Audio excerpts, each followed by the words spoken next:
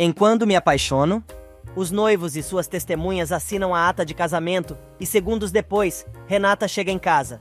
No interior, Jerônimo já está em sua fatiota, pronto para ir para a capital. Ele deixa suas últimas recomendações a Carlos, avisando que não pensa em voltar para a fazenda, sem sua esposa. Enquanto isso, Renata discute com Adriana, dizendo que Matias não podia ter se casado com sua irmã, que é uma hipócrita, e a fez viver o pior dos pesadelos em seu casamento. Adriana aconselha a amiga a colocar tudo para fora, pois ainda pode impedir que Matias continue achando que Roberta é uma santa. Renata decide revelar tudo o que descobriu na frente de todos os convidados do casamento, pois está farta de tanta mentira. Josefina, farejando o perigo, pega Renata pelo braço e a arrasta para fora do salão, dizendo que não queria que a filha colocasse mais os pés naquela casa. A moça enfrenta a mãe e diz que vai contar toda a verdade, mas Josefina leva a filha para fora e avisa a Adriana para não se meter. Só que Adriana segue as duas, e Renata, se livrando das garras da megera, avisa que sua amiga vai se meter, sim, pois foi ela quem pediu, e avisa que vai passar por cima da mãe, para fazer o que tem de fazer. As duas discutem. Josefina tenta agredir a filha novamente, mas a moça não se dobra e avisa que vai desmascarar a irmã, que tornou a vida dela um inferno. Josefina não se contenta e tenta tirar Renata da casa na base da porrada, mas fica assustada quando Adriana sai correndo e quer saber onde a moça vai. Assustada, ela pede que Gonçalo e Matias a acompanhem, pois Renata está lá fora e Josefina não quer deixar a filha entrar. No jardim, Josefina continua agredindo a moça.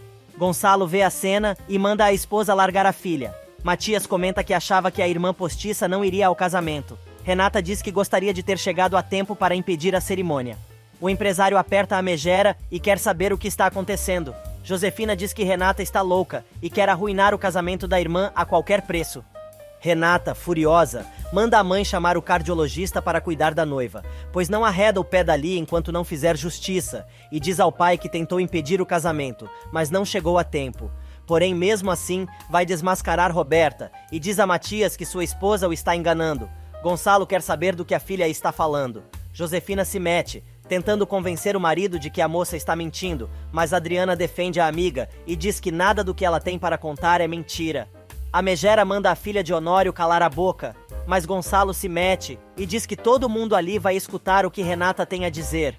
Ele pede que a moça vá para seu antigo quarto e espere por todos lá. Matias diz que se encarrega de levar a esposa. Josefina tenta impedir, mas o empresário fala grosso e avisa que todos vão ouvir o que Renata tem para contar, ela querendo ou não.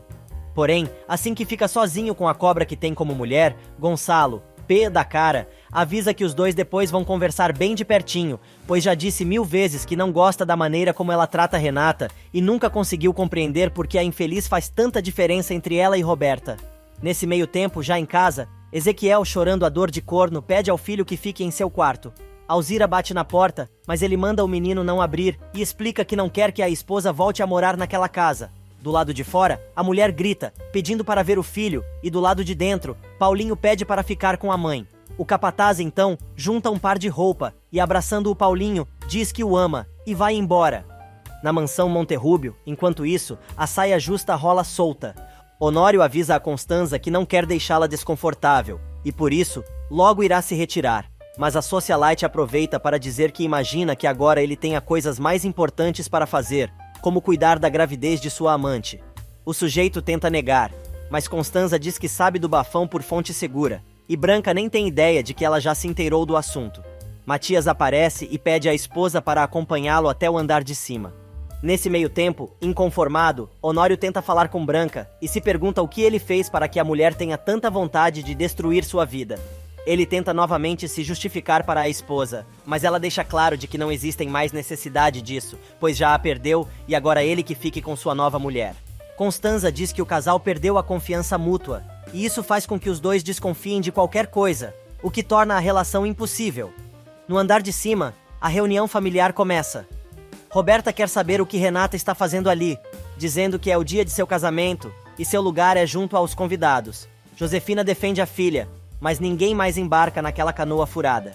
Roberta diz que está passando mal, e Adriana, sendo cínica, avisa que vai piorar depois de ela ouvir o que sua irmã tem para dizer. Todo mundo entra no antigo quarto de Renata e ela saca o colar com a letra R do bolso, perguntando ao pai se reconhece a joia. Prontamente, Gonçalo diz que aquele é o cordão de Roberta e Renata agora pergunta se o pai tem ideia de onde encontrou o penduricalho.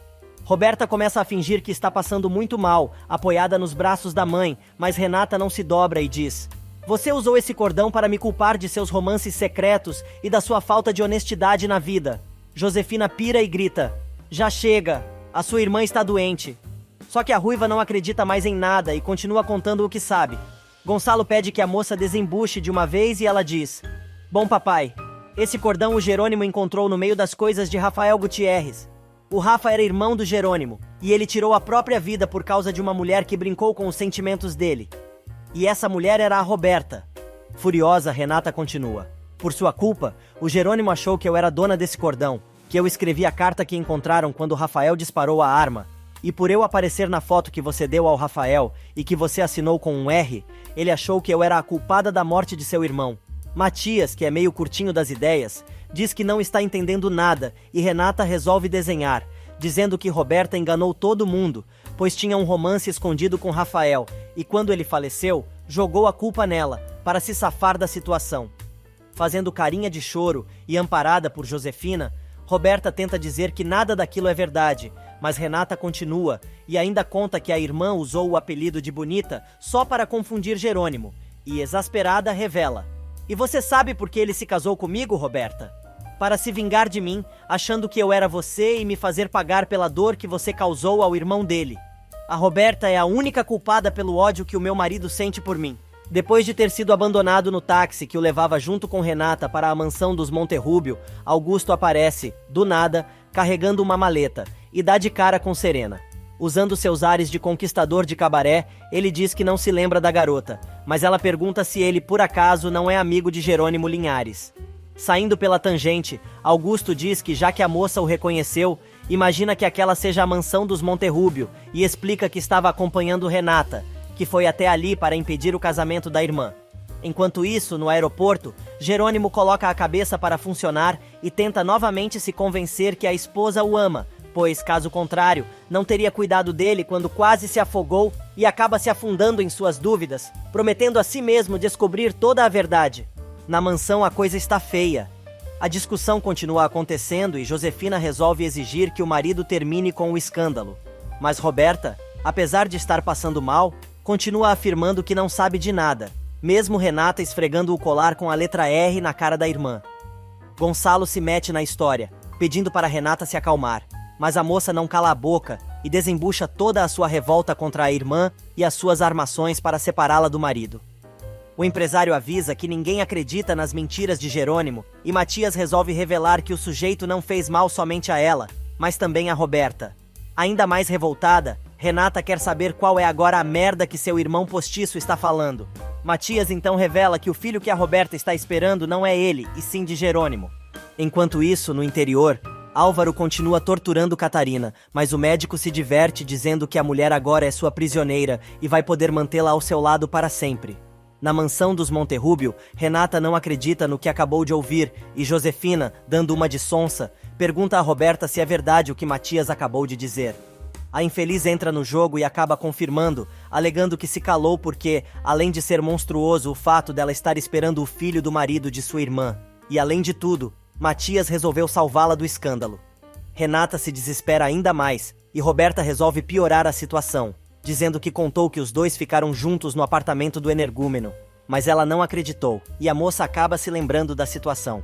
Josefina aproveita e pisa mais um pouco no desespero da filha, que continua alegando que a irmã é uma qualquer por ter se envolvido com os dois irmãos ao mesmo tempo. Mas Roberta diz que todo mundo sabia, inclusive na empresa, que Rafael estava apaixonado por ela, e Josefina atesta que o rapaz estava louco de amor por Renata. Gonçalo, possesso de ódio, diz que Jerônimo Linhares não vale nada e nunca mais vai por os pés naquela casa. No jardim, a conversa entre Augusto e Selena continua. O fazendeiro diz onde está hospedado e pede à moça para que avise Renata onde ele estará. Do lado de dentro, Adriana comenta com Matias que agora entende tudo e o porquê do ódio do rapaz por seu antigo amigo.